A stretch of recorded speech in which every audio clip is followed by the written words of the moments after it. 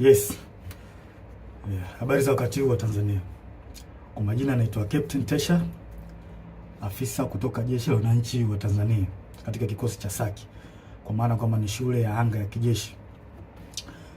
Awali ya yote napenda kumshukuru Mwenyezi Mungu, muumba mbingu na nchi, kwa kunipa uhai na afya mpaka muda huu ambapo nazungumza nanyi wa Tanzania wenzangu. Nikiwa na maumivu makubwa sana moyoni juu ya haya yanaendelea katika nchi yetu.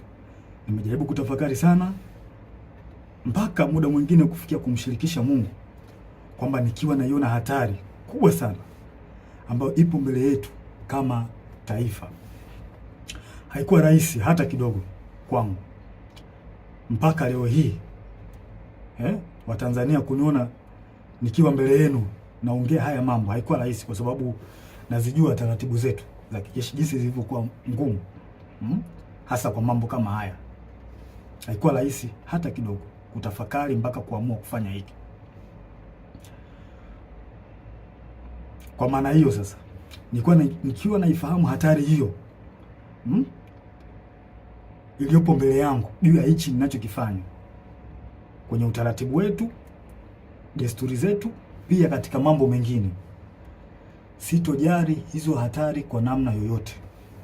Sitomwogopa mtu yoyote, ila heshima kwa wakuu wangu itabaki pale pale. Hivyo basi nimeweza kuandika barua kwenda kwa wakuu wangu wa kazi, kwa maana kwamba CDF na wengine, kuwaeleza kwamba siridhishwi kabisa kwa yanayoendelea nchini na naiona hatari kubwa sana katika taifa letu. Hivyo basi ni vema kama jeshi kuchukua hatua haraka sana kabla hatujachelewa, kwa kuwa imani pekee iliyobaki kwa Watanzania ni jeshi lao. Japo muda mwingine wanasiasa wanajaribu kuliingiza jeshi letu kwenye mambo ya siasa, kulitumia ili uweze kufanikisha mambo yao, lakini tumebaki kuwa imara na bado tunaendelea kuaminika na Watanzania. Hivyo basi, kwa kuona hilo na kuona hali ambayo ipo kwa sasa, sehemu pekee na imani pekee ya Watanzania ni kwenye jeshi lao. Hivyo nashauri jeshi letu liweze kuchukua nchi haraka sana na kuweza kuweka mambo sawa kuliko kuendelea kulazimisha kwenda mbele, hasa katika hili swala la uchaguzi. Baada ya kufanya hivyo, liweze kuwasikiliza wananchi kwenye taarifa, kwa maana kwamba taarifa mbalimbali kutoka kwa wananchi ziweze kuwasikiliza na maoni yao. Wanasiasa wazalendo waweze kusikilizwa, nao wenye uchungu na taifa hili wapo, wanajulikana. Mfano, kuna huyu mzee wetu mzuri kabisa, huyu Warioba, mzee mzuri sana huyu, na sijui kwa nini wanampuuza. Kuna huyu Humphrey Polepole, kuna mzee Butiku, kuna majaji wazuri, mfano huyu Jaji Robert Makaramba na wengine wengi. Pia viongozi wa dini, makundi ya haki za binadamu, viongozi wa staff wazalendo, kwa sababu kuna viongozi wa staff wengine sio wazalendo, wanaharakati wazalendo wanaoisaidia taifa kwa kuibua mambo mbalimbali, mfano mambo ya ufisadi, matumizi mabaya na madaraka, na kuibua mambo mengine ambayo yanaisaidia jamii kwa namna moja au nyingine kuweza kutatua kero mbalimbali za kijamii. Kama sasa tukipuuzia hili basi tusije kuepuka lawama pindi mambo yatapokuwa mabaya. Yaani tusije kuepuka lawama kabisa kama tukipuuzia kufanya hivyo. Sasa nilikuwa naomba, kabla tujaendelea mbele zaidi, nilikuwa naomba kuna jambo moja tujaribu kuliangalia hapa.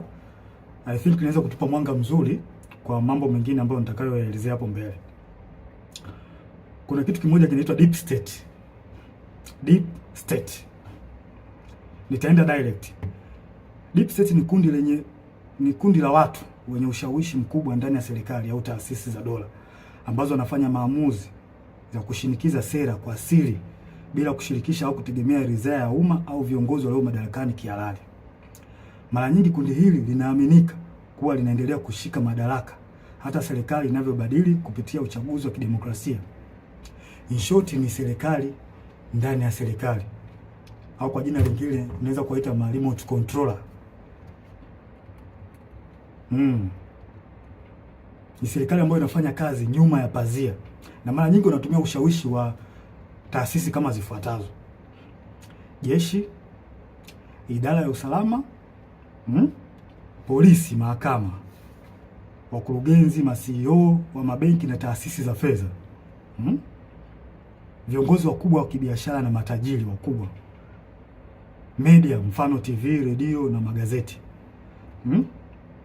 wasanii na watu mashuhuri, na muda mwingine wanaweza kutumika bila hata wao wenyewe kujijua kama wanatumika na hao deep state.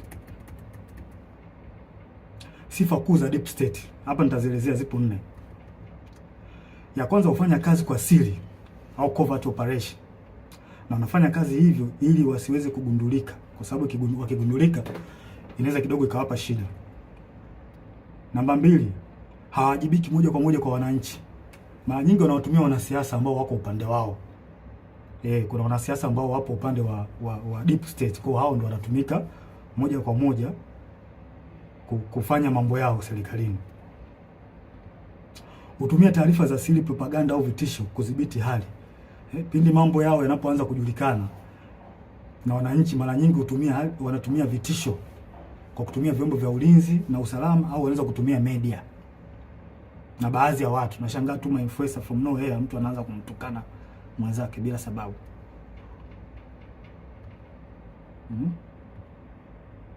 Na wanaweza kumpinga au kumuondoa kiongozi aliyechaguliwa kama hawakubaliani naye. Mfano, wananchi labda wamemchagua kiongozi fulani ambao wao wamempenda, wameona kabisa huyu kiongozi ataenda kutusaidia kutukomboa katika nchi yetu au katika jamii yetu. Sasa kama huyo kiongozi ataenda tofauti na matakwa ya hao deep state, watafanya kila hila, aidha kumuondoa kwenye madaraka yake au kumdhuru afya yake, ikiwezekana kabisa kumuua. Sasa zifuatazo ni dalili ambazo zinaweza kuonyesha kwamba katika nchi yako kuna deep state. Namba 1, maamuzi makubwa yanafanyika nyuma ya pazia. Sera muhimu zinapangwa na watu wachache wasiochaguliwa na umma, ambazo hazina maslahi kwa umma na mara nyingi zinakuwa zinawakandamiza wananchi. Namba 2, idara za usalama zinakuwa na nguvu zaidi ya kawaida. Vyombo vya ujasusi, mfano polisi, usalama, vinaonekana kutenda mambo kinyume na sheria au kibali kutoka serikalini au bunge, kwa sababu muda mwingine wanapokea amri kutoka huko kwenye deep state. Namba 3, ukosefu wa uwajibikaji. Unaweza kukuta kuna hali ya rushwa au kuna rushwa ambayo imefanyika katika taasisi fulani, na unashangaa tu from nowhere watu hawachukuliwi hatua, wanaekeana kinga. Na inaonekana kabisa watu wamefanya hizo hujuma za rushwa. Hakuna uwajibikaji, unaachwa. Namba 4, kampeni za habari na propaganda. Hutumia media, mfano magazeti, TV, radio na mitandao kwa ajili ya kutengeneza propaganda pindi unapoona taarifa zao au siri zao zinajulikana. Hutengeneza namna ya kuweza kuficha huo ukweli.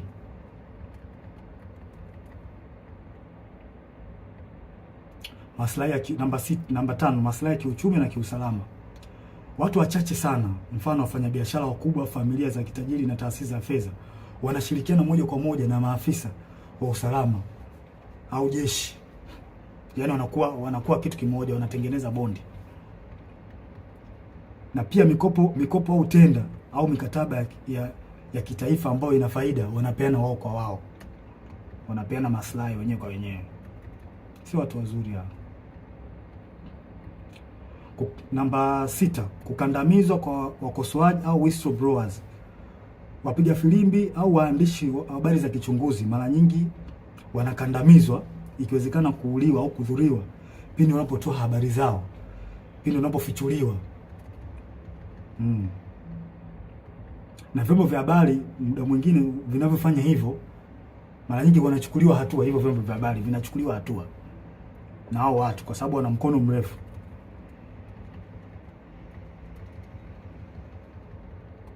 Si watu wazuri hao.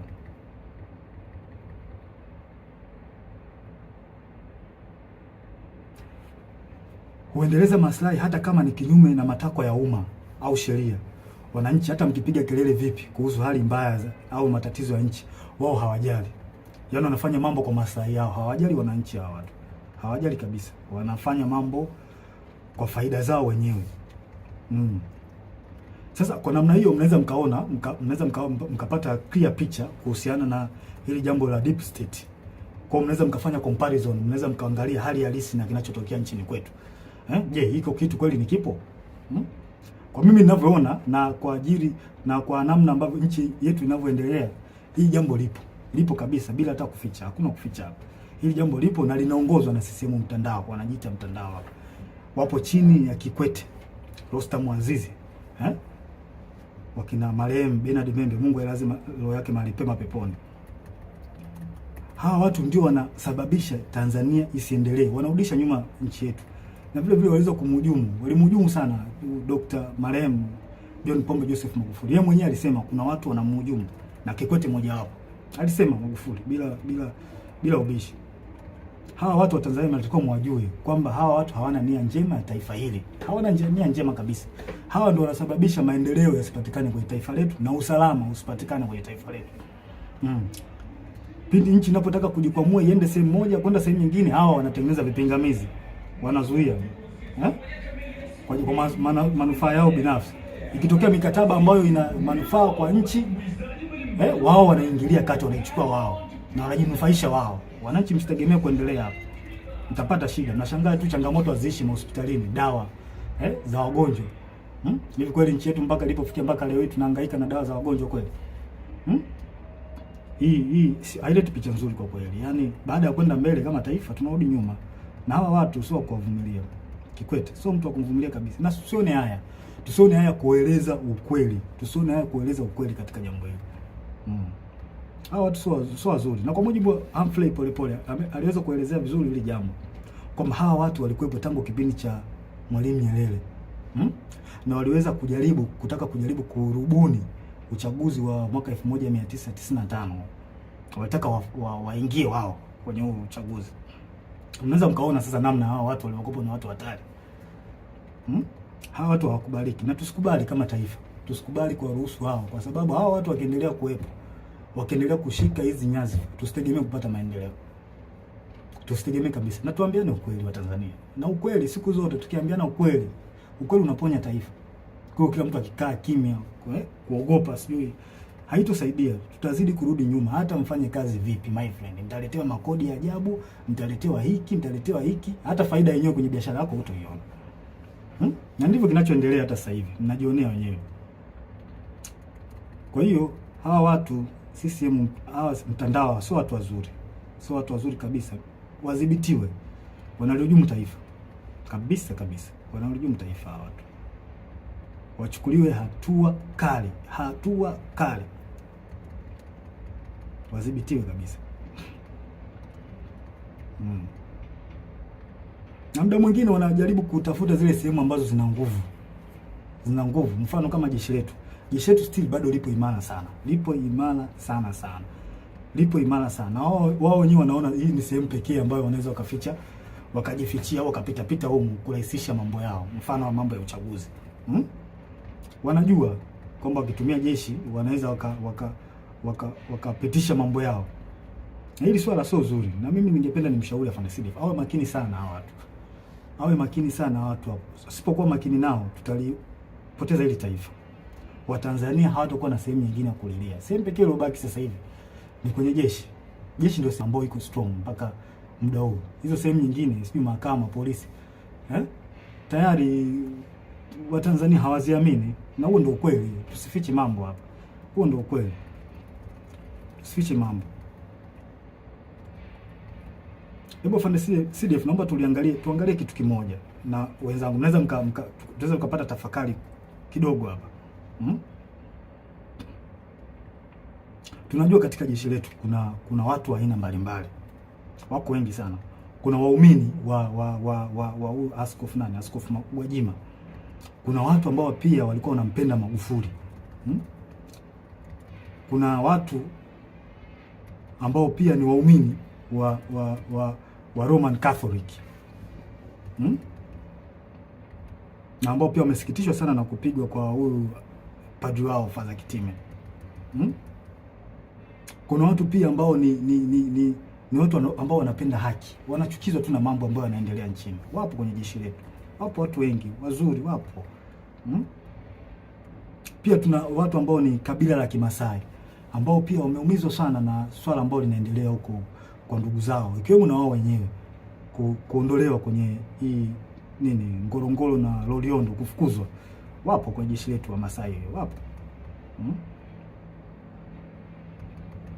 wapo wengi sana. Pia kuna askari ambao ni ndugu jamaa na marafiki na watu ambao waliotekwa na kuuawa. Wapo ambao wana undugu au na urafiki, wapo wapo wengi. Sasa hebu tutafakari kitu kimoja. Sasa kama hawa watu wapo na kwa namna moja au nyingine wameumizwa na haya ambao au wameathirika kwa namna moja ama nyingine na baadhi ya matendo ya serikali, kwa mfano kama kupigwa kwa Father Kitime, au Wakatoliki ambao ni askari watajisikiaje? Kufungiwa kwa kanisa kwa la Askofu Gwajima, au waumini ambao ni askari kwenye jeshi letu watajisikiaje? Au Wamasai, maafisa na askari ambao ni Wamasai wamefukuzwa Ngorongoro huko ndugu zao, au ongezekana wao wenyewe watajisikiaje? Au askari na maafisa ambao ni wapenda haki, wanapenda tu kuona kwamba nchi inaenda katika misingi ya haki, wakiona haya yanayoendelea nchini watajisikiaje? Sasa vipi sasa ikionekana kwamba hao wanasiasa wanajaribu kulazimisha jeshi litumike kuwanufaisha wao, hasa chama tawala? Hawa watu hawa watajisikiaje? Watahisi vipi wakati chama tawala hicho ambacho kimeshika dola ndicho kilichowaumiza, kilicholeta machungu, kufungiwa kanisa, kufukuzwa kwa Wamasai Ngorongoro, Wakatoliki kwa Father Kitime kupigwa? Unadhania watajisikiaje watu? Sijui mnanielewa? Kwa hiyo tujiepushe sana Afande Sidif, na kuomba mkuu wangu, tujiepushe sana kukubali au kukubaliana na hawa wanasiasa kujaribu kuweka mambo yao ya kisiasa, kututumia sisi kupitisha mambo yao ya kisiasa, kutengeneza fia kwa Watanzania. Tusiruhusu watu wafanye hivyo. Tutaligawa jeshi. Hao wanajeshi hao waliofanyiwa haya yote nilioeleza, wana maumivu, tunajua wana maumivu makubwa kiasi gani. Wanajisikiaje kwa ambayo yanafanyika au waliotendewa ndugu zao, maaskofu zao, wanajisikiaje? Tunajua wanawaza nini kwenye akili zao. Je, vipi sasa wakihisi kwamba hao wanasiasa wanataka kulitumia jeshi lao, watajisikiaje? Si wataona kama jeshi nao limewatenga, liko upande wa watu ambao sio watu wazuri? Hii ni hatari sana kwa taifa. Tusikubaliane hata mara moja, na mimi binafsi sikubaliani nayo. Sikubali jeshi kuhusishwa na mambo ya siasa, kwa sababu ni hatari kwa taifa. Tuambiane ukweli, yaani ukweli utatusaidia sana. Na haya mambo hata alishasema baba wa taifa Mzee Warioba, alishakataza sana, tusirihusishe jeshi kwenye mambo ya siasa. Tutaharibu nchi, tutaleta mgawanyo mkubwa sana. Kuna maaskari na maofisa ambao wanapendezwa sana na the way huyu mwenyekiti wa Chadema Tundu Lissu anavyofanya hizo siasa zake, wanapendezwa nao. Huwezi kumlazimisha mtu, hivyo kitu kipo moyoni mwake. Sasa vipi sasa wakiona kwamba jeshi linahusishwa na wanasiasa wanalitumia kwenye mambo ya watu watawala ambao wamemzuru au wanaendelea kumshikilia vibaya huyo wao Tundu Lissu, watajisikiaje? Tunatengeneza bomu ambalo linaweza kuja kutulipukia baadaye tukashindwa kulidhibiti. Tujiepushe sana na haya mambo, sio mambo mazuri kabisa, yanahatarisha taifa letu kwa kweli. Tusiweze kuyavumilia kabisa, tuwe wawazi kuyaongea. Sasa huu ni ushauri wangu kwanza, tusidanganye kwamba wananchi hawajui kinachoendelea. Hilo swali inabidi tulitoe kabisa akilini mwetu kwamba wananchi hawajui wananchi wanajua vizuri kinachoendelea. Tusijidanganye kwa hili. Kwanza nashauri kitu cha kwanza, jeshi lichukue nchi na kufanya mambo yafuatayo. Tuzuie uchaguzi. Afande Sidif, na kushauri zuia uchaguzi. Huu mchaguzi una mtego mkubwa sana. Umekiuka sheria, katiba ya nchi. na sisi pekee upande wetu ndio tunaweza kuzuia. Neki hawawezi, kwa sababu nao wanatufaika katika hili. Kwa mkuu wangu na kushauri usiingie kwenye mtego wa kuruhusu huu uchaguzi kufanyika, na kama tukiruhusu tutakuwa tumekosea sana Watanzania. Huu uchaguzi una makashfa mengi, kashfa za rushwa, ubabaishaji kwenye kila sehemu, ubabaishaji. Sheria zinavunjwa. Hivi tujiulize, unaingiaje kwenye uchaguzi taifa likiwa limegawanyika? Hivi hatuoni haya mambo, hatuoni au tumeziba masikio yetu kwamba taifa limegawanyika? Mkuu, tusiruhusu taifa limegawanyika. Hili swala halina kificho, linaelezeka na linaonekana. Viongozi wa dini wameshauri, mzee Warioba, mzee Butiku wameshauri sana juu ya haya mambo. Lakini watawala wameendelea kuwa na viburi, hawataki kuwasikiliza. Japo hawa wanashauri vitu vya msingi, hawataki kuwasikiliza. Maana yake nini? Kipi kinafichwa mpaka kulazimisha uchaguzi? Kipi kipo Ikulu ambacho kinalazimisha uchaguzi kufanyika? Mnaficha makosa yenu, hamtaki makosa yenu watu wengine wakichukua nchi makosa yenu yasijulikane. Kwa hili hamtoki. Hivi tunaingiaje kwenye uchaguzi ukiwa na kashfa kubwa nzito, wizi wa kula? Na kwa nini kauli nzito kama Mheshimiwa Polepole, ambapo NIDA amesema kwamba NIDA na NEC na sisi zimeunganishwa pamoja mfumo. Hii kauli haiwezi kupuuziwa. Hatuwezi kuacha ipite hivi hivi hata kidogo. Uchaguzi usimamishwe ili swala lichunguzwe.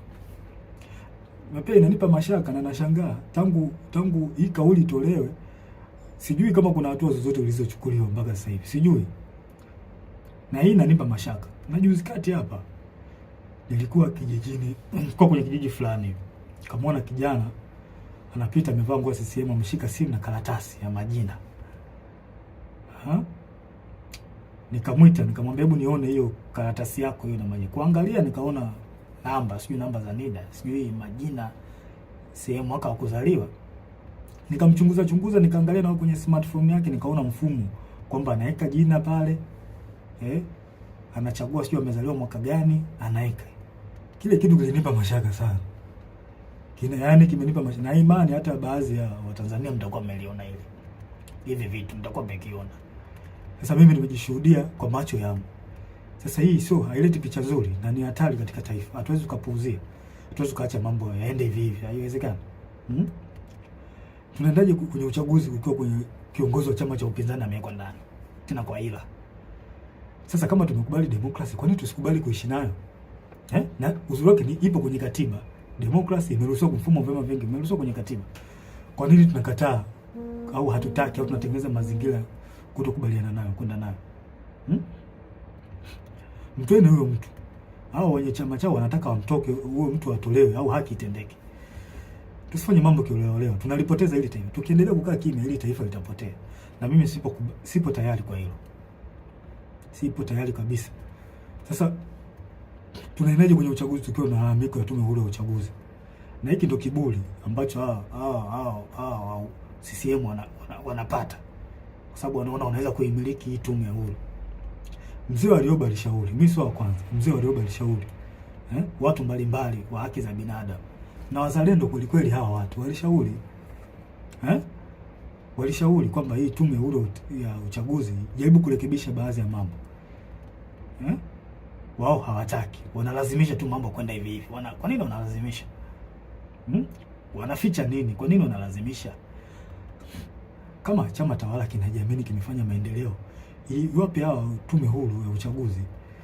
Wananchi si wanaona kwamba chama hiki kimefanya maendeleo.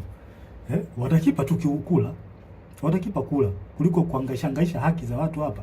Tunamkosea Mungu. Tunamkosea Mungu, na hii ni hatari katika taifa. Haiwezi kuvumilika hata kidogo.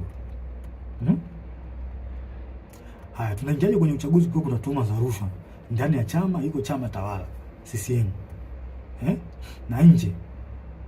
Kwa nini tunakuwa na upuuzwaji wa kufuatilia mambo ya rushwa ambazo zinaweza kuhujumu uchaguzi na kupata kiongozi ambaye hastahili? Kwa nini? Hawa watu nini? Hawa wanaita watu wa kupambana na rushwa, PPCB. Mnafanya kazi gani? Kwa nini hamchunguzi? Kuna viongozi kuna tuhuma za viongozi wa watu walitoka Chadema kwenda sijui chama gani, chama cha nini cha umma. Kuna tuhuma hapo kwamba hawa watu, kuna tuhuma za rushwa, walienda huko ili kwenda kuhalalisha uchaguzi. Vipi, mmezichunguza hizo tuhuma au mnaacha mambo yaende? Mkiacha mambo yaende, mnaharibu taifa. Nawaambia, mnaharibu taifa.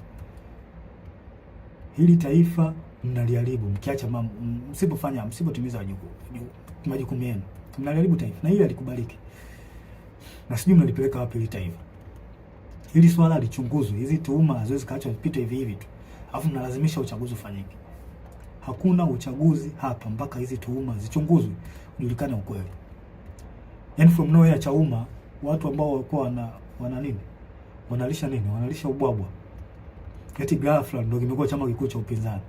Hiyo ikubaliki na ingia kilini. Hakuna uchaguzi wa namna hiyo. Mungu hajabariki hilo. Na Mungu kama angekuwa amebariki hivi vitu vingeenda tu vizuri. Sasa mnaenda kumpata kiongozi ambaye hata Mungu mwenyewe hajakubaliana naye. Hii ni hatari kwa taifa kubariki hata kidogo.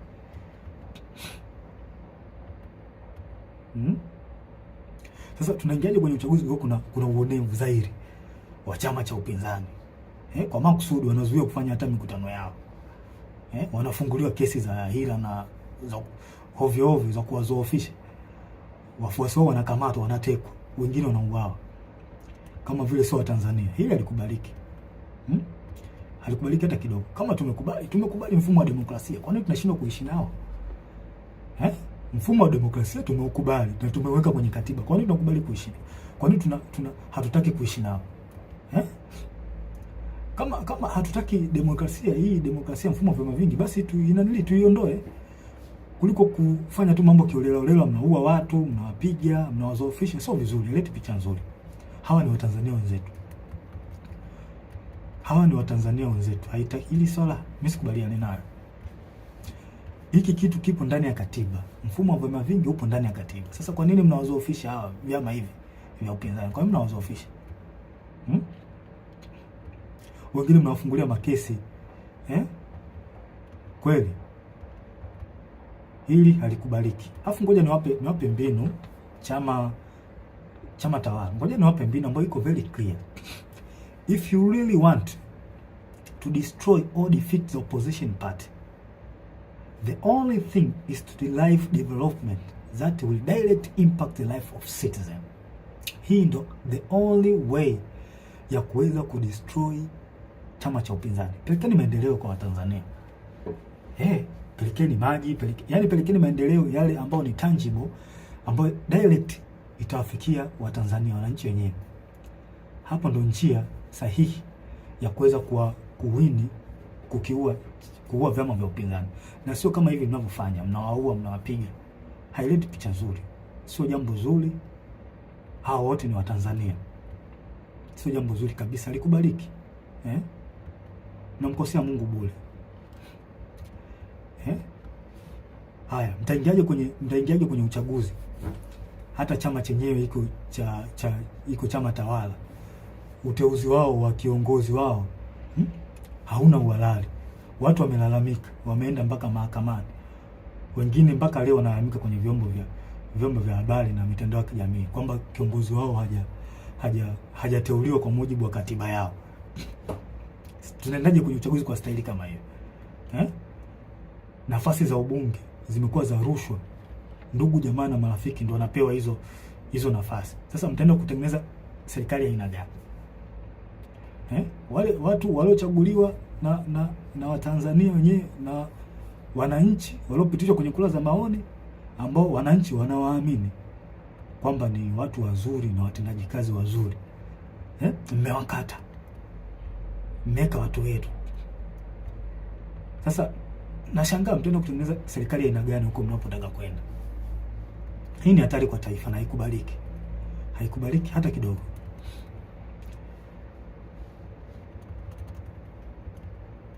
Haikubaliki na haivumiliki.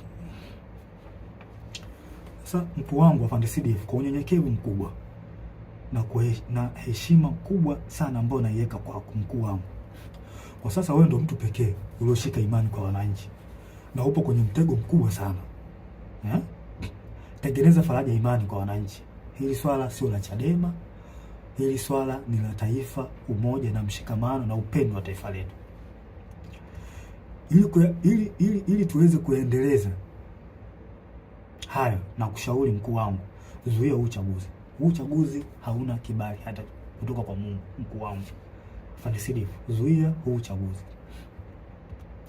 Kibali kutoka kwa wananchi tayari unacho, na imani wananchi watakuwa na imani wananchi wanataka, kwa hali tu inavyoonekana kwenye mitandao. Labda mitandao nao ni njia rahisi ya kuweza kupata taarifa, kupata habari.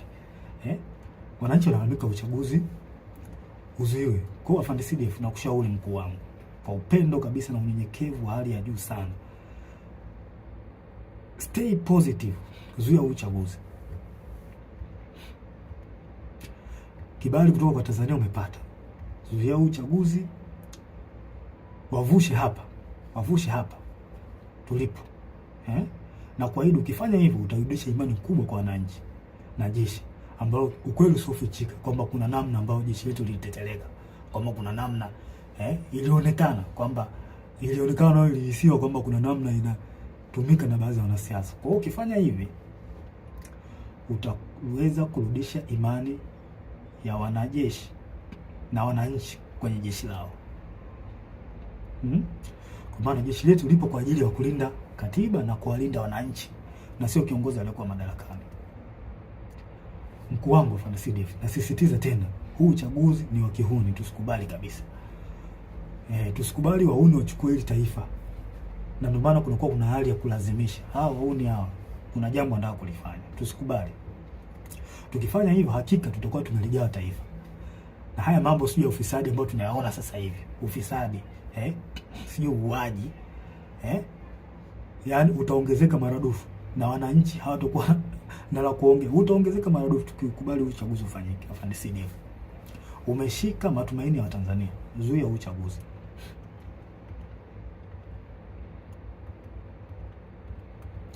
Na haya mambo, hata hii kashfa hii ya kuuliwa kwa Magufuli, Tanzania hawa si ndio watumia wenyewe kwanza, si ndio hawa wanatumia sasa. Just imagine kwamba wamechukua hili taifa, wamechukua. Nani atachunguza kifo cha Magufuli kama wao wenyewe ndio wanahusika? Nani atarekebisha mikataba ya bandari, mikataba mbalimbali ikiwemo mkataba wa bandari, ikiwa wao ndio wamepitisha mikataba migodi, makaa ya mawe? Nani ataifuatilia wakati wao ndio wahusika wakuu? Inatia mashaka sana. Nani atafuatilia ukiukwaji wa haki za binadamu? Nani atafuatilia ukiukwaji wa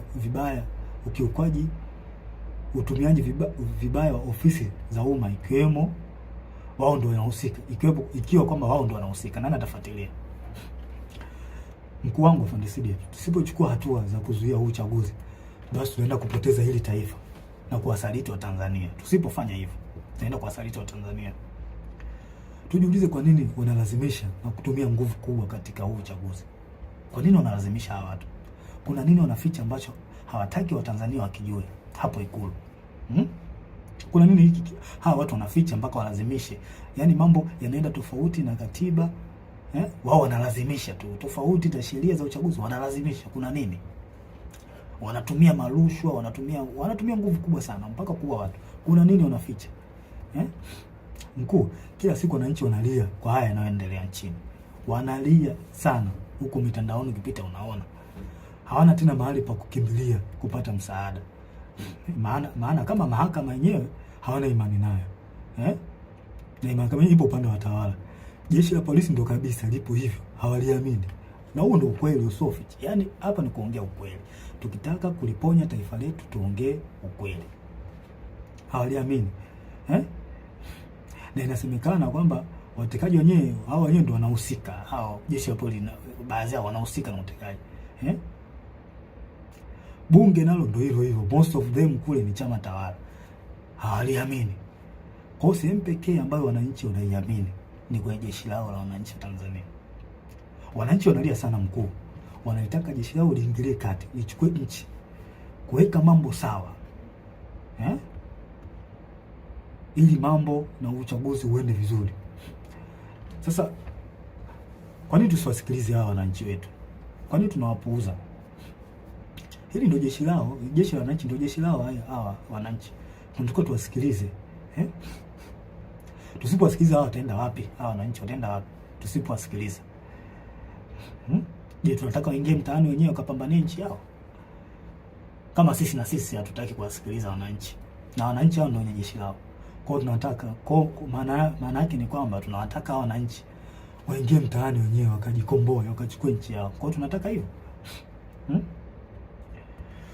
Mkuu, tusipowasaidia tutakuwa tumefanya usaliti mkubwa sana kwao. Na mimi daima, mimi Captain Tesha nitakuwa upande wa wananchi. Hili naliongea bila kificho, bila kuogopa mtu yoyote. Nitakuwa upande wa wananchi. Watanzania tambueni, kama jeshi lisipoingilia kati, basi jueni wanajeshi wengi wapo upande wenu. Tambueni hilo. Wanajeshi wengi hawakubaliani na kinachoendelea nchini. Wapo upande wenu.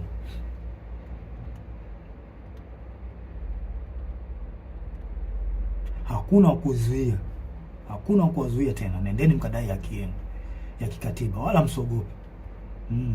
Na hakuna kutia huruma tena. Nendeni mkachukue nchi yenu kwa mujibu wa katiba. Maandamano yapo kwa mujibu wa katiba.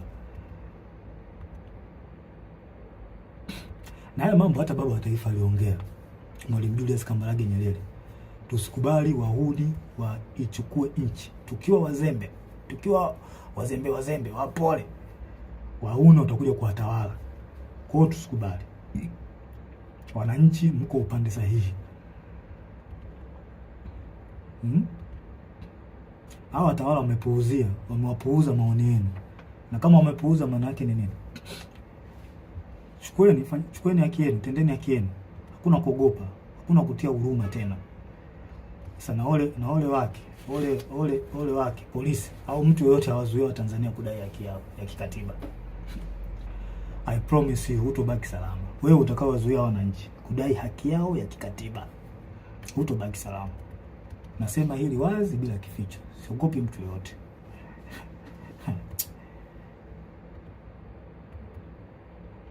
Ngoja niwaambie tu ukweli. Mimi napenda sana kuambia ukweli, hasa katika mambo critical kama haya, mambo ambayo yanahusu nchi. Mimi napenda sana kuongea ukweli. Yaani nyinyi watawala, msijidanganye kwamba mkipuuzia hali hii. Mkipuuzia hali hii kwamba msijidanganye kwamba mambo yataseto. Kama miaka yote ya uchaguzi mambo yanavyokuwa, kwamba watu wa Tanzania wataongea alafu baadaye watasahau, wataliacha. I promise you this time is different. Kwa hali ninavyoiona, this time is different. Hiki kipindi ni tofauti na nyakati nyingine zote. Wazungu wanakuambia, wana kauli yao, wanakuambia what brought you success yesterday does not guarantee victory tomorrow. Njia ambazo ulizozitumia wewe kupata success kipindi kilichopita, usitegemee kwamba ukizitumia njia hizo kwamba zitakupa faida. Hapana, unapotea. Sio hivyo. Haiwezi kawa hivyo siku zote. Sasa I promise you mambo hayatakuwa mazuri. Yatakuwa mabaya zaidi. Life will never be this. Wazungu wanasema life will never be as usual. Kama mkilazimisha hili. Jinsi mnaona hata wenyewe mnaona kwamba hali ni tofauti. Kama mkilazimisha hili, life will never be as usual in Tanzania. Sure I'm telling you. Yes. Afande Sidef, mimi nakuombea kwa Mungu wa mbinguni katika jina la Yesu Kristo akupe hekima na ufunuo kuyaona haya na kulinusuru taifa. Kwa sababu mimi naamini kwa sasa wewe ndio mtu pekee unaoaminika na Watanzania. Ambao unaweza kuwavusha Watanzania. Wavushe hapa, wape kile kitu wanachokitaka, kwamba wanataka katiba mpya. Yasikilizwe maoni ili tuweze kuvuka Watanzania kwa pamoja. Tanzania kwetu wote. Ya Watanzania wote. Kwa nini tunawanyanyasa hawa Tanzania jamani? Haileti picha nzuri. Kwa kweli, haileti picha nzuri. Tunakula kodi zao. Lazima tuwasemee. Swala la pili, Afande Sidef. Uchunguzi wa kifo cha aliyekuwa rais na amiri jeshi mkuu wetu, askari namba 1, John Pombe Joseph Magufuli. Rais Magufuli alikuwa askari namba 1 na amiri jeshi mkuu. Alikuwa kipenzi cha Watanzania. Kama sio wote basi walikuwa wengi wao. Pamoja na askari walikuwa wanampenda sana huyu mtu. na mimi ni mmoja wapo, nampenda sana, nilimpenda sana na still bado nampenda sana huyo mzee. Kipenzi cha Tanzania.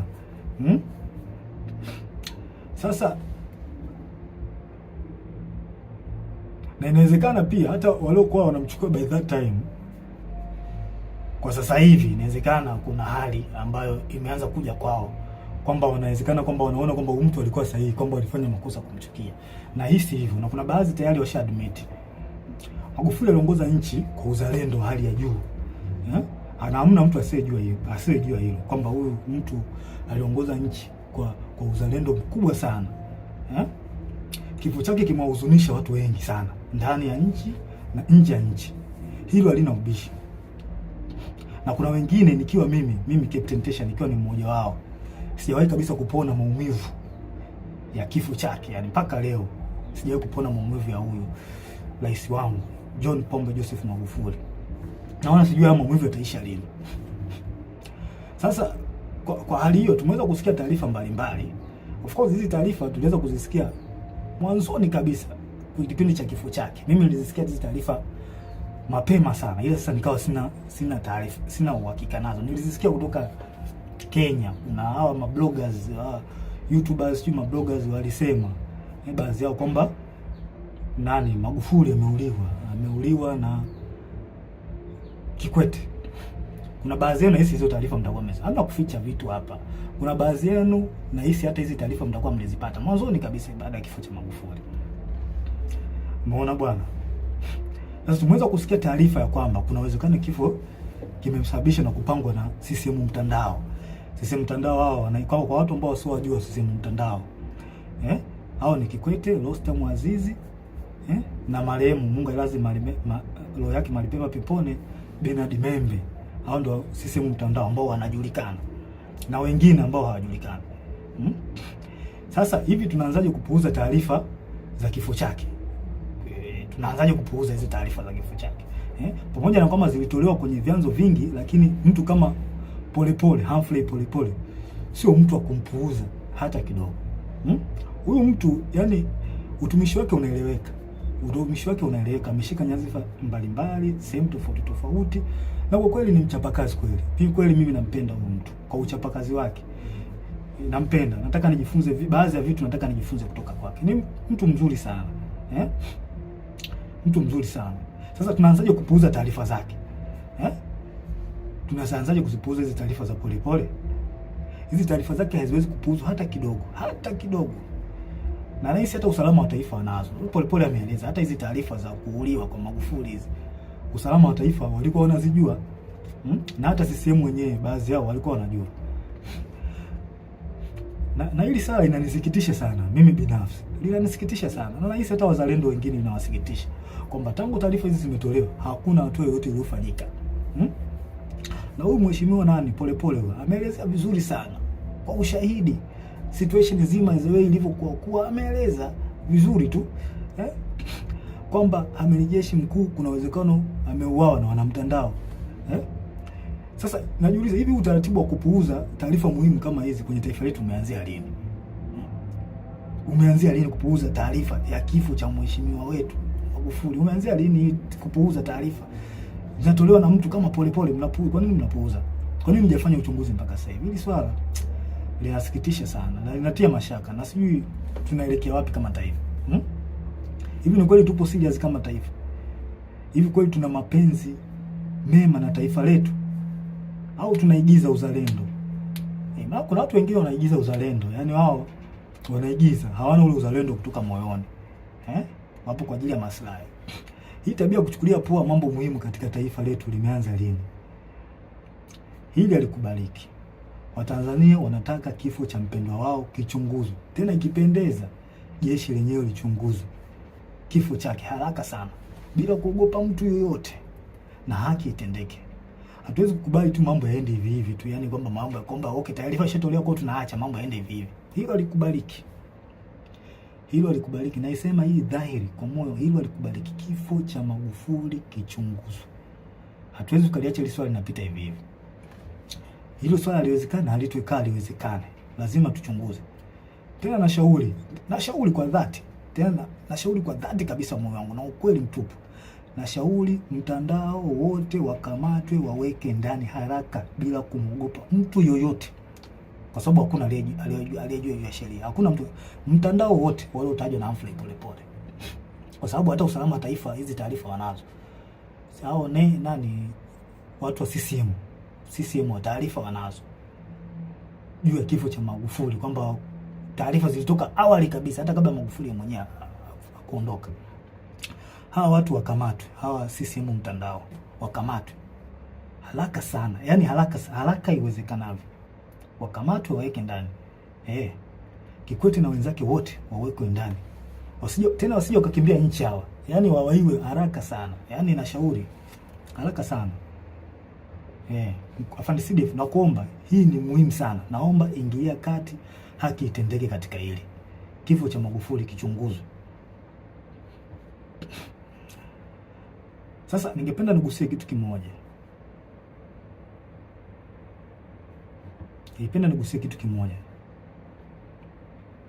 Mwaka 2005 kuna kiongozi mmoja wa kijeshi ilisemekana alilishwa sumu.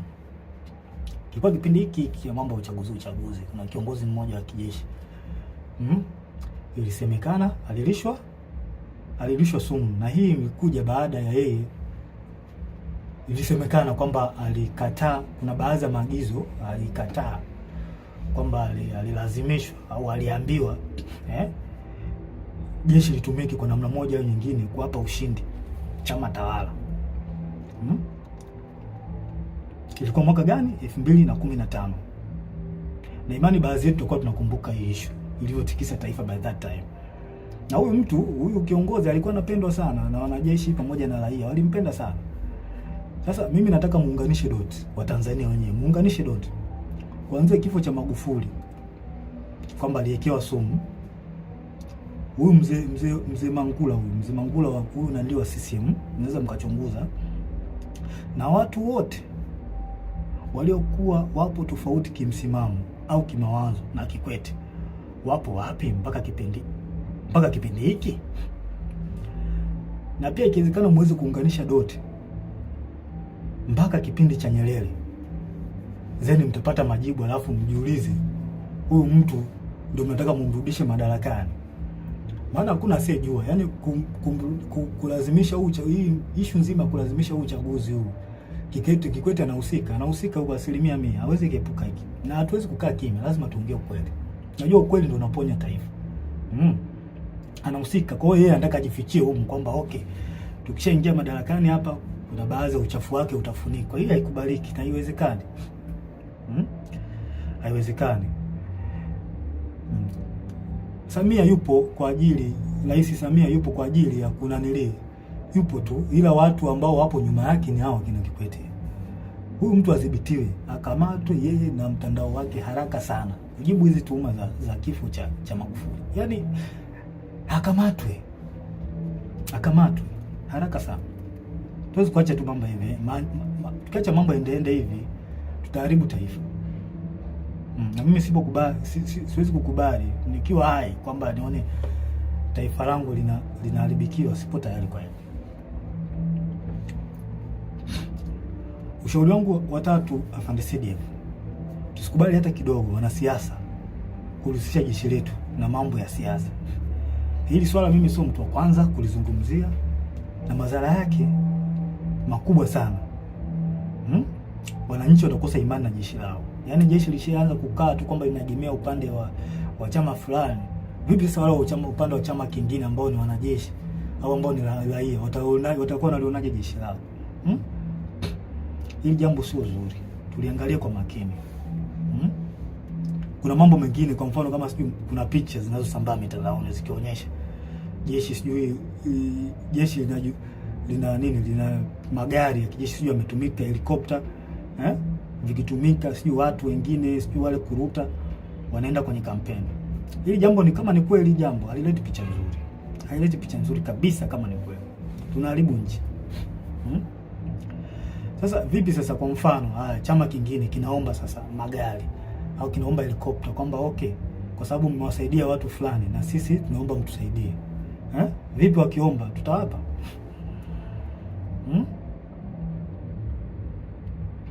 tumefika hapa. Okay, je, what next kama tukikataa? Na wao wanaujua ukweli. Haya mambo ndio maana Mwalimu Nyerere na pamoja na Warioba waliyakataa siasa, wanasiasa kulitumia jeshi. Sio kitu kizuri, linagawa, litakuja kugawa taifa vibaya sana. Mimi sikubaliani nao. Sababu madhara yake ni makubwa sana.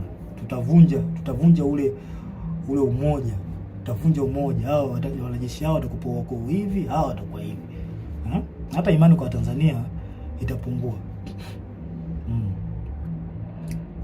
Na pia adui anaweza kutumia njia hizo za nyewe kugombana au nyewe kutofautiana. Adui anaweza kutumia njia hizo kutuhujumu. Inatokea sana. Haya mambo tusione haya kuyaongea. Tuyaongee kwa ukweli na kwa moyo mmoja, kwa sababu tukikaa kimya haya mambo yataendelea tu. Hawa watu watahisi kwamba hawa Tanzania hawajui au hawaelewi nini kinachoendelea. Kumbe wanaharibu nchi, alafu na nyinyi mnaamua kukaa kimya. Watu wema wakikaa kimya, mabaya yanaendelea kutapakaa, yanaendelea kuenea. Kuna watu wanaujua ukweli, alafu wanakaa kimya. Sasa unapofanya hivyo, yani unaruhusu yale mabaya kutembea, na mwisho wa siku itakuja kufikia na wewe.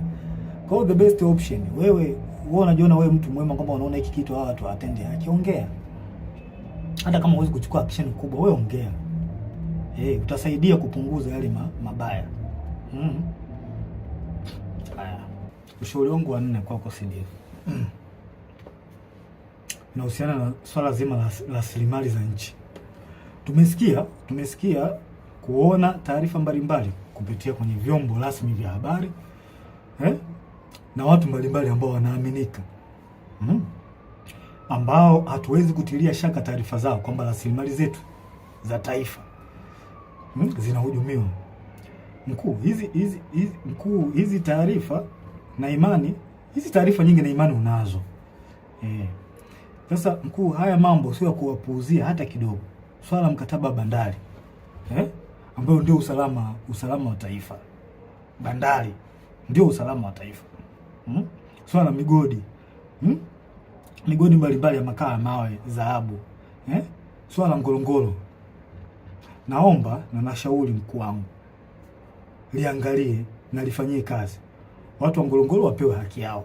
Tukumbuke haki haipotei. Haki ya watu haipotei. Tutaichelewesha tu, lakini haipotei. Maumivu leo nayo watu wa Ngorongoro hayaleti afya kwa taifa hata kidogo, zaidi ya kuleta laana.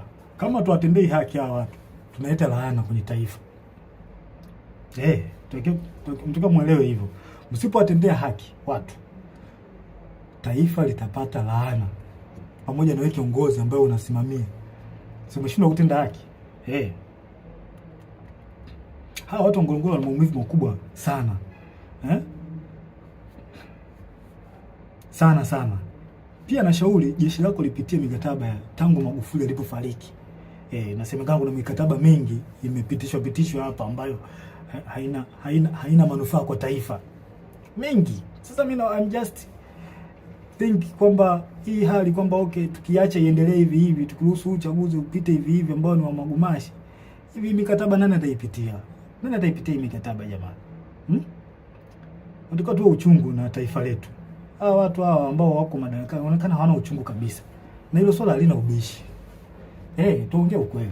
Hili swala halina ubishi kabisa. Nani ataichunguza sasa hiyo mikataba?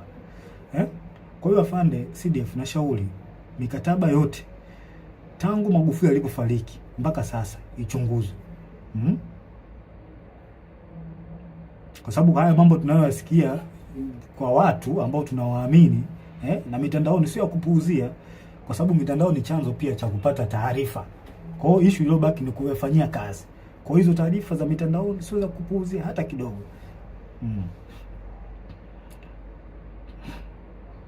Tukikuta tu kwamba tumeuza nchi. Maana tukianza kupuuzia mambo ya mikataba, naweza nikuta kwamba tumeuza nchi bila kujijua.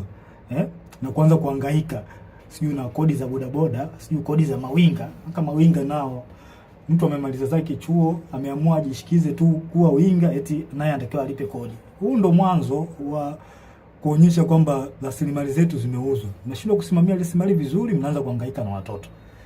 Bodaboda mlimbisha kodi ya nini? Winga. Mtu yuko Kariakoo kule anajitafuta, mnataka mumlipishe kodi. Sijui kodi za kufanya biashara mtandaoni, sijui ukiposti nini, sijui mambo ya kodi. Kweli ndo tumefikia huko. Haikubaliki. Afande CDF, naomba uione hii hatari. Hii halikubaliki. Kodi za mtandaoni. Yaani mtu anafanya biashara yake, anaposti vitu vyake, nataka muende kumdai kodi. Does not make sense. Hii haina maana kabisa. Hii sio ishara nzuri kwa taifa. Yaani badala ya kuendelea mbele, kurahisisha maisha ya wananchi, sisi tunarudi nyuma na kuzidisha ugumu wa wananchi. Yaani serikali inataka ifanye maendeleo kwa ajili ya kurahisisha maisha ya wananchi. Yaani wananchi wapate unafuu, wajisikie fahari kuishi katika nchi yao. Sasa sisi ndio tunazidi kuwekea ugumu. Haya makodi ambayo hayana ajabu, haya yanatoka wapi? Hii inaonyesha tumeshindwa kusimamia rasilimali zetu. Kwa hiyo Afande CDF tunashauri rasilimali zichunguzwe. Mimi binafsi sipo tayari kuyavumilia haya hata kidogo. Sipo naongea hii kwa moyo wa dhati. Siogopi kitu chochote. Yaani siogopi kitu chochote. Issue kama ya kifo, kufa ndio kitu ambacho siogopi kabisa. Kwa sababu mpaka nimeamua kuwa mwanajeshi, swala la kifo nilikuwa nalijua. Kwa hiyo siogopi. Sipo tayari kuyavumilia haya hata kidogo. Baba wa Taifa alisema tukiwa wahoga kuyazungumza na kuchukua hatua kwa mambo haya, ipo siku taifa litatawaliwa na wahuni. Hii ni kauli aliyoongea Baba wa Taifa. Mnaweza mkaiangalia kwenye speech zake. Na Baba wa Taifa ndio mtu ambaye tunamchukulia kama ni mtu ambaye anatuongoza. Zile speech zake zinatuongoza taifa kuelekea katika sehemu ambayo ni nzuri kimaendeleo. Sasa kama Baba wa Taifa ameliongea hili, mimi sio mtu wa kwanza. Mimi naishi katika nanili zake, speech zake. Na hiyo dalili, hiyo kauli aliyoongea Baba wa Taifa kwamba tukiwa hawa wahuni wakiachwa, tukiacha mambo bila kuyaongea, mambo mabaya bila kuongea, ipo siku taifa litatumiwa na wahuni. Hiyo dalili ni tayari kama imeshaanza kuonekana. Watanzania watakuwa washahidi. Kwa hiyo yanayoendelea, hii dalili imejidhihirisha. Na ni kweli tunatawaliwa na wahuni. Hilo swala hakuna haya kuliongea. Tunatawaliwa na wahuni, hawana uzalendo na taifa letu. Mimi sikubali kutawaliwa na wahuni. Sasa mkuu wangu Afande CDF, na kushauri tuchukue nchi na kuyazuia haya haraka sana. Tuchukue na kuyazuia haya, kwa maana kama tukiruhusu, basi tutajua tutakuwa tumewakosea Watanzania na nchi itakuwa mikononi mwa wahuni. Haya tunayoona sasa hivi na hisi yataongezeka mara nyingi sana. Na yote anaongozwa na Kikwete. Huyu mtu mimi sijui kama ana hofu ya Mungu. Sielewi. Sasa naomba tutafakari mambo fulani. Niwarudishe nyuma kidogo. Kuna jambo moja wa Tanzania huwa tuna tabia ya kusahau. Hasa situation iliyokuwa miaka ya nyuma, hasa kuanzia mwaka 2005 mpaka 2015. Kipindi cha utawala wa Kikwete. Ngoja tukumbushane nchi jinsi ilivyochezewa na Kikwete kwa kashfa za matumizi mabaya ya madaraka, ambaye sasa huyu Kikwete yuko karibu na Samia. Kwa hiyo mtatafakari wenyewe. Haya. Moja, kuna kashfa ya malipo ya nje EPA kuanzia mwaka 2005 kwa makadirio tu hapo, ambao mtakuwa na taarifa sahihi. I think mnaweza mkaweka mambo sawa. Kuanzia mwaka 2005 mpaka mwaka 2006, ambapo benki kuu BOT ilihusika, kiasi cha fedha cha bilioni 133 zilipotezwa, ambapo kwa taarifa Daudi Balali alihusika. Watu ambao mlikuwepo kipindi hiko na hizi taarifa mliipata. Kuna kashfa ya Richmond 2006 mpaka 2008, ambapo Edward Lowassa, Nazir Kanamagi na Ibrahimu Msabaha, hawa watu walituhumiwa kwa kashfa hizi. Kuna mabilioni ya pesa mengi hapo yalipotea. Kuna kashfa ya Meremeta, Tan Gold na Deep Green Finance mwaka 2006 mpaka mwaka 2007, bilioni 155 zilitumika bila uwazi. Watu wamebeba hela hapo. Kipindi cha Kikwete alikuwa kiongozi. Kuna kashfa ya rada 2007. Serikali ilinunua rada kutoka Bae. Kampuni inaitwa Bae, I think iko UK. Kwa bei ya juu mno kupitia rushwa. Yaani watu hao wauni wauni watu wabaya sana. Hawa wauni walipandisha gharama. Yaani hii kampuni ilikuwa inauza gharama ya chini, lakini wauni ambao walipewa kwenda kufanya manunuzi ya rada wakapandisha gharama. Karibia bilioni 60, waliongezea bilioni 60. Kwenye ununuzi wa hii rada kutoka UK. Sasa kwa bahati nzuri serikali baada ya kufuatilia zile fedha ziliweza kurudishwa na serikali ya Uingereza, bilioni 60. Naona mambo haya. Haya. Kashfa ya makaa ya mawe ya Kiwila Coal Mine kuanzia mwaka 2008. Mgodi uliuzwa kwa kampuni inayohusishwa na viongozi wa juu kwa wakati huo ambaye alikuwa Edwin Lowassa na Daniel Yona. Mabilioni ya shilingi ya ununuzi wa mgodi wa mikopo. Yaani hawa inaonekana walinunua mgodi. Walinunua mgodi kwa gharama, walifanya hujuma kununua mgodi kwa gharama ya chini. Hujuma hizo. Kuna kashfa nyingine ya shirika la ndege la Tanzania ATCL 2008 mpaka 2010. Mabilioni ya pesa ya hasara kwa shirika. ATCL iliingia mkataba mbovu na South Africa Airways. Pia mikataba ya kukodisha ndege kwa gharama kubwa. Unaona mambo haya.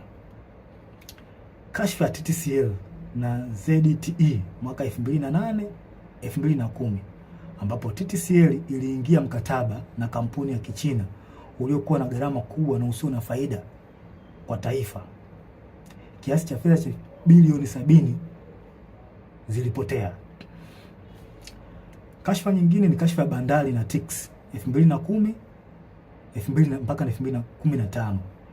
Mamia ya bilioni yalikuwa yanapotea kila mwaka juu ya rushwa, upotevu wa mapato, mikataba mibovu kati ya TPA na waendeshaji binafsi wa bandari. Kashfa nyingine ni kashfa ya gesi ya Mtwara 2012 mpaka 2013. Rushwa ya mabilioni ya dola yalifanyika kwenye mkataba. Hii ilipelekea maandamano makubwa Mtwara na baadhi ya watu kupoteza maisha. Kashfa nyingine ni kashfa ya Tegeta Escrow 2014, mitambo ya umeme IPTL PA. Fedha zilikuwa katika akaunti ya escrow ya benki kuu zilichukuliwa na kugawiwa kwa watu binafsi, makampuni na viongozi wa kisiasa. Kuna viongozi hapa waliokuwepo kwenye hii kashfa, kuna Sospeter Muhongo na viongozi wengine walihusika. Kashfa NCCF na Kigamboni New City 2012-2014. NCCF iliwekeza katika mradi mikubwa ya ujenzi ikiwemo mradi wa Kigamboni New City bila uwazi na kwa gharama kubwa. Billions of money zilipotea kwenye hii kashfa. Kashfa nyingine ni kashfa ya bandari ambao wengi wenu, bandari ya Bagamoyo ambao wengi wenu mlisikia. Hizo ni kashfa kubwa. Ingawa zipo nyingi lakini hizi ni baadhi. Hizi ni kubwa ambazo zilikuwa kipindi cha utawala wa Kikwete. Huyo mtu ambaye sasa hivi yupo karibu sasa na Rais Samia. Pia kuna kashfa ndogo za kipindi hicho. Kuna manunuzi ya magari ya mawaziri na viongozi, magari ya kifahari 2006 mpaka 2011. Yaani kuna magari ya kifahari yalinunuliwa ya mawaziri na viongozi kwa wakati huo. Kuna ubadhirifu katika miradi ya maji ya vijijini mwaka 2009 mpaka 2013. Baadhi ya miradi ilipokea fedha nyingi lakini haikukamilika. Hizo hata Magufuli aliliongelea. Mikopo yenye utata kupitia benki za serikali kama TIB na benki ya kilimo, na baadhi walionufaika walikuwa wana ushawishi kisiasa. Yaani wanasiasa walijinufaisha kupata mikopo kwenye hizo benki. Ufisadi katika mikataba ya ujenzi wa barabara na madaraja. Gharama zilikuwa zikipandishwa kiholela. Kashfa ya manunuzi ya sare za jeshi la polisi. Angela Kiziga alihusika. Sasa hizo ni kashfa ambazo zilikuwa kipindi cha Kikwete, huyu mtu ambaye yuko sasa hivi yuko na Mama Samia, yuko karibu naye sana. Nadhani mnaweza mkawa na picha fulani. Sasa basi, kwa baadhi ya watu ambao mlikuwa mmesahau haya na ambao mlikuwa hamjapata akili, hii ndio awamu ambayo Kikwete alikuwa kiongozi. Na kashfa nyingi hapo mtandaoni na kashfa nyingi hapo, wana mtandao walihusika kwenye hizo kashfa hizo. Kwa hiyo mnaweza kutafakari wenyewe na kupata majibu kwa hizi kashfa. Tena hizi ni chache, zipo nyingi sana. Kashfa za awamu ya 6 ambazo kipindi cha mama na imani mmezisikia, nyingine mmezishuhudia na mnaziona mpaka wakati huu. Kashfa za mama. Tusifiche mambo. Unajua, tukitaka kuponya taifa, mimi kila siku nitakuwa naongea, tukitaka kuponya taifa tuongee ukweli. Ukweli unaponya taifa. Hamna kuficha mambo hapa. Nilikula kiapo cha kusema ukweli. Mimi nitasema ukweli, hata kama unawaumiza nitasema ukweli. Kashfa za awamu ya 6 mnazisikia kila siku zinapostiwa. Pole mheshimiwa pole. Tena pole anajitahidi sana kueleza Watanzania. Mimi yani, hebu msikilizeni huyo mtu anawasaidia. Msikilizeni. Ameeleza makashfa nyingi, mama mfisadi ya mtoto wa nani? Mtoto wa rais. Mtoto wa rais tulitegemea uwe mfano kwa vijana wa Tanzania. Kuwa mtu ambaye una tabia nzuri. Una mwelekeo mzuri. Lakini mtoto wa kiongozi ndio anakuwa mtu mwenye kashfa. Haileti picha nzuri kwa taifa na ni aibu. Ni aibu kwa mheshimiwa rais. Mtoto wako kuwa na kashfa. Ni aibu. Aibu sana.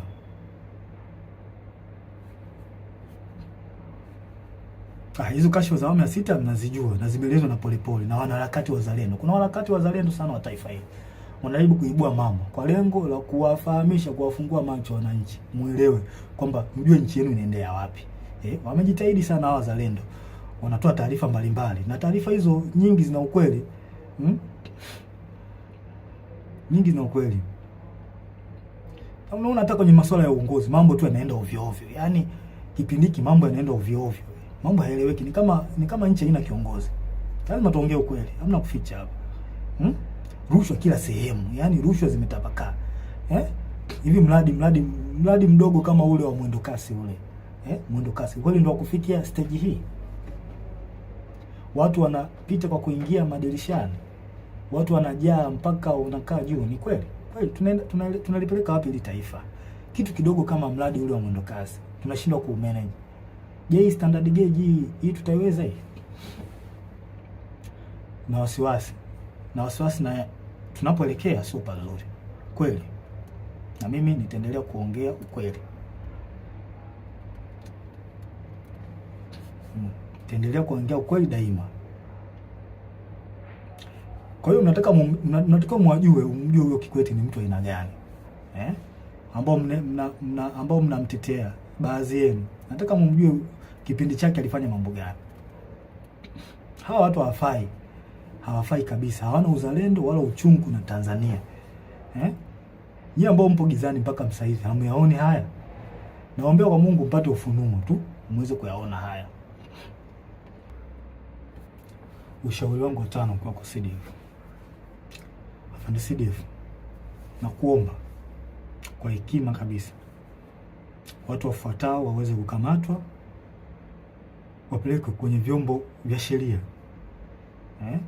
juu ya tuhuma zinazowakabili. Watu hao ni huyu mtoto wa Kikwete, mtoto wa Samia Abdul Kikwete mwenyewe, rais mstaafu, Rostam Aziz, Angela Kiziga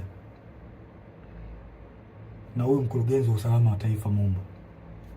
Wakamatwe haraka sana kabla ya kukimbia nchi kujibu tuhuma zinazowakabili. Yaani hili swala tusione haya. Kama tupo upande wa haki, tusione haya kuzungumzia hivi vitu. Hawa watu wakamatwe. Wameharibu sana hili taifa. Hatuwezi kuacha watu wachache wachafue na kuharibu taifa. Haiwezekani. Wakamatwe haraka sana bila kuogopa wala kuonea haya. Hawa watu sio wa kuacha hata kidogo. hawawezi kuepuka mkono wa sheria, sio watu wa kuacha. Kwa haya yanayoendelea hawawezi kuepuka mkono wa sheria, na hii inaonyesha ndio maana wanalazimisha uchaguzi ili wafiche uchafu wao. Inatabidi tulifikirie hili swala. Kwa nini hawa watu wanaficha, wanalazimisha sana uchaguzi? Kuna vitu ambazo wanavificha. Je, na sisi tumekubaliana kuna hivyo vitu wanavyovificha kwamba tumekubaliana kwamba tuviache tu? Tunalipeleka wapi taifa? Na shauri mkuu, hawa kabla kukimbia nchi wakamatwe haraka sana, wawekwe kwenye vyombo vya sheria. Sio watu kuacha hata kidogo. Wanalazimisha uchaguzi, Kuna vitu ambavyo wanavificha hawa. Haiwezekani. Haiwezekani kabisa. Na hakuna uchaguzi wa namna hii. Hakuna uchaguzi. Tukiwaruhusu hawa watu wafanye huu uchaguzi ambao hauna haki wala kibali kwa Mungu, tunaenda kulipoteza taifa. Na tusije kusema kwamba kumlaumiana baadaye. Tusije kulaumiana. Hakuna uchaguzi wa namna hii. Hakuna. Mimi wajibu wangu ni kuwalinda Watanzania. Na kuwalinda Watanzania nitawalinda kwa namna nyingi.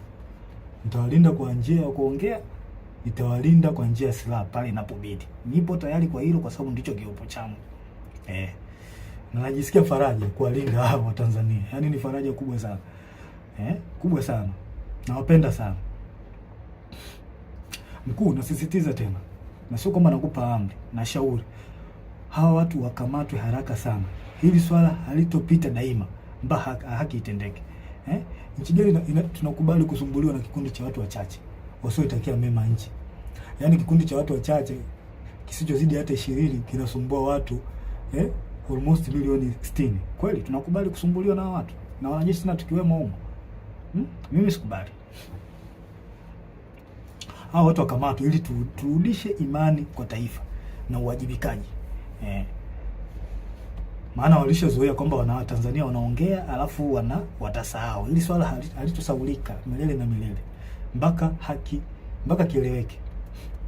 Na hata kama imetokea mmeniua mimi, na imani wapo watu wengine wataendelea kuongea.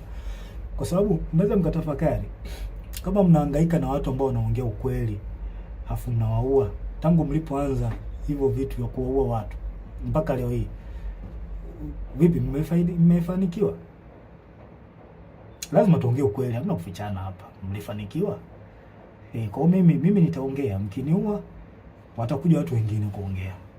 Mpaka kieleweke. Haki lazima itendeke hapa. Nyerere alishasema tukikaa kizembe wauni watakuja kututawala. Mimi sikubali kutawaliwa na muone.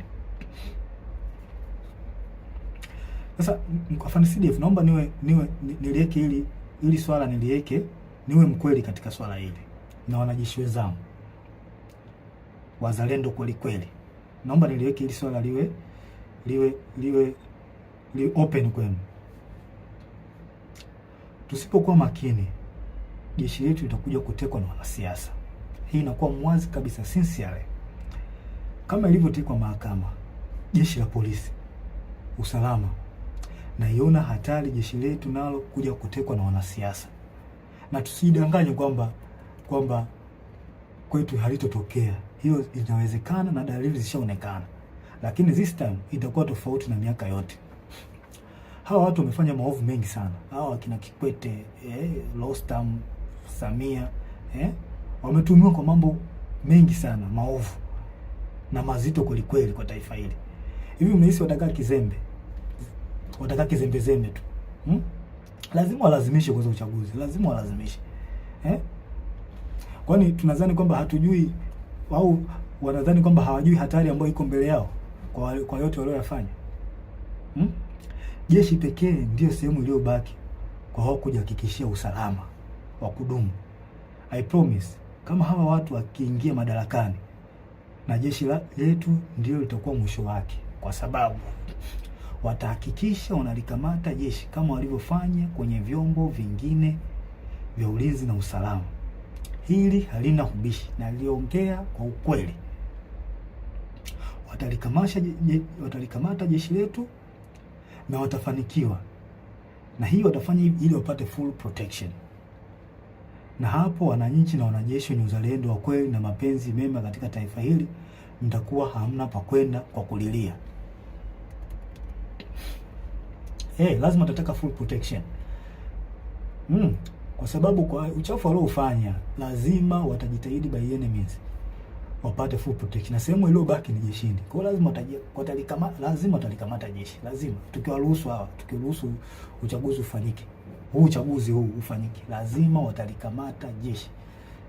Kama ilivyokuwa polisi na mahakama. Lazima watafanya hivyo. Je, tupo tayari kwamba tunakubali wafanye hivyo? Hawa tuone hii hatari ambayo iko mbele yetu.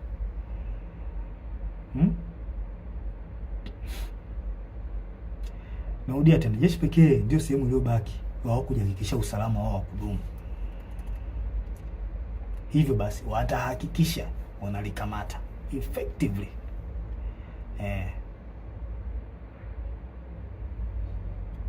Hawa watu wa FARDC lazima wadhibitiwe haraka sana, na sio jambo la kupuuzia hili. Ushauri wangu sio jambo la kupuuzia hili FARDC. Hawa watu wadhibitiwe haraka sana, sio watu wazuri hawa. Sio watu wazuri kabisa. Yaani sio watu wazuri. Sasa wanasiasa wastaafu, wanasheria wastaafu, viongozi wa jeshi wastaafu, viongozi wa dini, hivi hamuoni hii hatari ambayo iko mbele yetu? Ingawa baadhi yenu mmejitokeza kuongea, lakini wengi wenu bado mpo kimya. Au mnadhani kwamba hili swala haliwahusu? Now I promise you, hii hatari mkikaa kimya, kwa sababu nyinyi mnajiona mko salama, nyinyi viongozi wa staafu na wengine mnaona mnakaa tu kimya, mnajiona mko salama. I promise you, hii hali ikitokea, madhara yake na nyinyi mtakuja kuona baadaye. Lazima itawafikia. Lazima mtawafikia, itawafikia tu. Sasa hivi mnaona kwamba mnakaa kimya, mnaacha tu mambo yanafanyika ovyo ovyo, nyinyi mnakaa kimya. Au mnanufaika na nyinyi? Na washauri viongozi wangu wastaafu, viongozi wa dini, msikae kimya. Taifa linaenda kupotea. Tuwe kweli katika hili. Msikae kimya, taifa linaenda kupotea. Msikubali uchaguzi ufanyike. Hakuna mchaguzi wa aina hii. Wanalazimisha kwa sababu wanajua mambo yao waliyofanya, uchafu waliofanya. Na ndio maana wanalazimisha sana. Tuongee ukweli. Hakuna kuficha hapa. Kuna swali lingine ambalo mheshimiwa Polepole alizungumzia. Na mimi napenda tu nilisisitizie.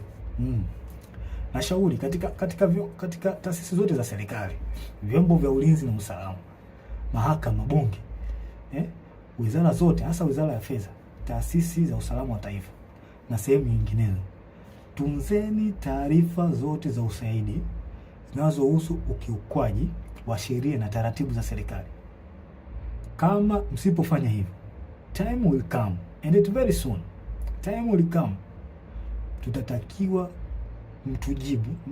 tutataka mtujibu wape zilizopo hizo taarifa, na hatutakuwa na uvumilivu na mtu yoyote. Sure, I'm telling you, hatutakuwa na uvumilivu na mtu yoyote.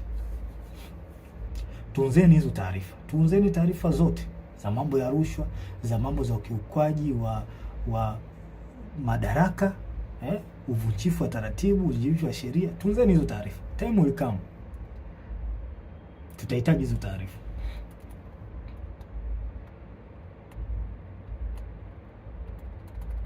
Hatuwezi kuacha mambo yanaenda hivi hivi tu kwenye taifa. Yaani sasa tutakuwa ni taifa la aina gani? Kwamba tuache tu watu wanafanya wanayoyafanya, tuache. Hili halitakuwa ni taifa. Tanzania inaheshimika sana. Sasa watu wachache tusikubali waliharibu taifa letu. Iko kitu hakiwezekani. Hakiwezekani mbinguni na duniani.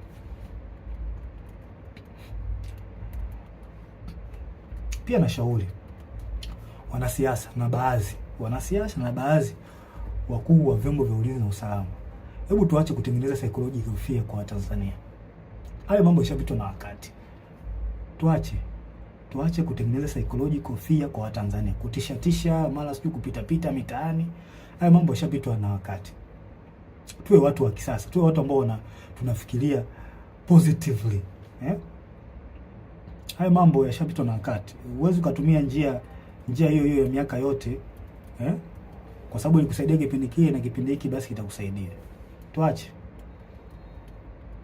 Waache Watanzania wafanye mambo yao kwa mujibu wa katiba. Kama issue ya maandamano ipo kwa mujibu wa sheria na katiba. Waacheni wafanye haki yao. Kwa nini mnawatengenezea mazingira ya kuwatishatisha? Hii jambo sio jambo zuri. Tunavunja katiba mnapofanya hivyo. Maana mkifanya hivyo mnaongozea hasira hawa watu. Mwisho wa siku wanakomaa, wanazoea, wanaona kumbe watafanya hivi, kumbe watafanya hivi. Kumbe wanapita mtaani wanananili. Hebu tubadilike, hili sio jambo zuri, halina afya. Njia pekee ya kutuliza mambo hapa, yani njia pekee, the only way to settle down all the problem ni kufanya mwafaka wa kitaifa. Hiyo ndio njia pekee ambayo itasaidia haya yote kuliko kuwatishatisha. Na watishaji wananchi, watu wenu walipa kodi hawa, wake zenu hawa, wake zenu, wa marafiki zenu, ndugu zenu, wachumba zenu, ndio hawa wako uraiani. Kwa hiyo mnawatishatisha. Kwa nini mnawatisha? Sio jambo zuri. The only way ni kufanya mwafaka wa kitaifa, kudumisha upendo na amani katika taifa, na sio kuwatisha raia. Mimi sikubaliani nayo, iko kitu na sikipendi. Tunataka tujue pia huu mwaka ni tofauti. Hili swala halihusu chama fulani, eti sijui chama cha upinzani. Hapana, hili swala ni la taifa. Tusome alama za nyakati tuone. Hili swala linahusu taifa. Sio swala la Chadema hili swala.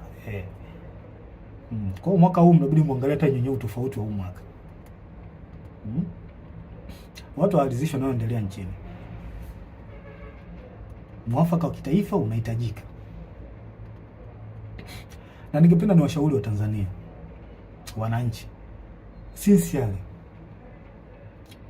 mpo katika right track. Mnachokifanya au mnachotaka kukifanya, sijui maandamano, mpo sahihi. Mpo sahihi kwa sababu hata baba wa taifa ameliongelea hilo.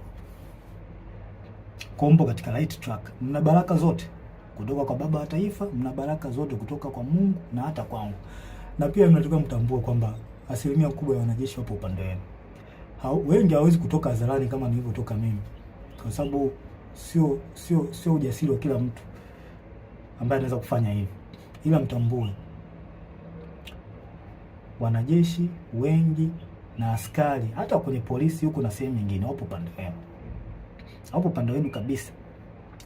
Na kwa sababu mnachokisimamia ni haki na kinaonekana, basi jua hata baba wa haki ni Mungu wetu, Mungu wa mbinguni, yupo upande wenu. Hakuna kuogopa wala kutia huruma. Hili naliongea kwa msisitizo. Hakuna kuogopa wala kutia huruma. Na ole wake. Yaani hapa naliongea sasa kwa kumaanisha ole wake polisi au mtu yoyote atakayewazuia Watanzania kutimiza haki yao kikatiba. Siku inakuja, I promise you, siku inakuja tutakuuliza kwa nini ulikubali kupokea amri ya kuwazuia hao watu au kuwaua au kuwazuru. Kwa nini ulikubali kufanya hivyo? Najua hamwamini, lakini siku iko njiani. Hatuwezi kuacha taifa lipotezwe na watu wachache. Iko kitu hakikubali. Hakikubaliki hata kidogo. Hayo mambo 6 yalikuwa ushauri wangu kwa wakuu wangu. Kwa hiyo kama mkiona inafaa kutekeleza, basi itakuwa jambo la heri, itakuwa jambo zuri, kwa sababu lengo ni kulisaidia taifa letu, kuliokoa katika hiki kipindi, na tusidharau kwamba hakuna hatari. Hatari ipo na ni kubwa sana. Sasa jambo lingine la mwisho, ningependa tu niwashauri wasanii na ma-influencers, wasanii mbalimbali na ma-influencers, vioo vya jamii hao wanajiita. Wasanii, jitahidini mkae upande wa wananchi. Huo ni ushauri ambao nawapa, japo sio wa ulazima sana, ila ningependa niwashauri mkae upande wa wananchi. Jifunzeni kwa wasanii wengine wa nchi nyingine. Matatizo kama haya yakitokea, angalieni woga wanakaa upande gani. Huo ni ushauri wangu wa bure na ni mzuri kabisa. Kama ikiona inafaa, mnaweza mkautekeleza, ila kama mkiona haifai, pia mnaweza mkauacha. Nimemaliza, ila kabla tarehe 29 Mungu akitupa uhai nitarudi tena kabla ya tarehe 29, na kama kutakuwa hakuna mabadiliko yoyote nitarudi tena. Lengo ni kuliokoa hili taifa, tulisaidie, hatuwezi kukaa kimya. Nitarudi tena kabla ya tarehe 29. Asanteni na watakia wakati mwema. Mungu awabariki sana.